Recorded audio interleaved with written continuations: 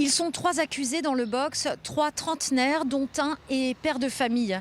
Tous sont détenus depuis leur mise en examen en novembre 2017, soit 5 mois après les faits.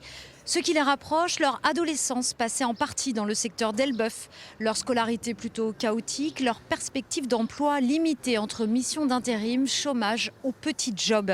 Ils ont également connu des condamnations pour délit routier et vol pour l'un d'entre eux. Ils se connaissaient. Ce qui les a rapprochés cette nuit de juin 2017, c'est l'appât du gain.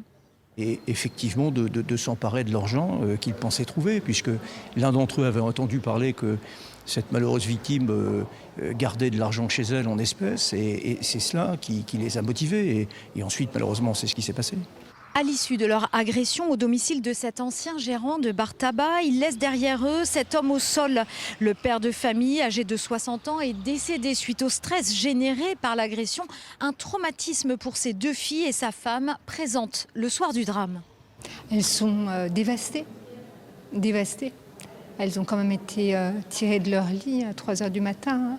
La plus jeune, celle qui était mineure au moment des faits, a été mise au pied de son père, qui était manifestement déjà décédé, avant d'être conduite dans la chambre dans laquelle elle a été séquestrée avec sa mère et sa sœur. Et puis sont elles, après, une fois que les 4 individus sont partis, c'est elles qui ont découvert leur papa. L'un des accusés parlera d'une bêtise pour évoquer les faits avant de se reprendre pour utiliser le mot drame, révélateur d'un contexte qui semble les dépasser. Demain, ils seront interrogés sur le déroulement des faits. Un 4e homme également présent la nuit du drame et lui toujours recherché.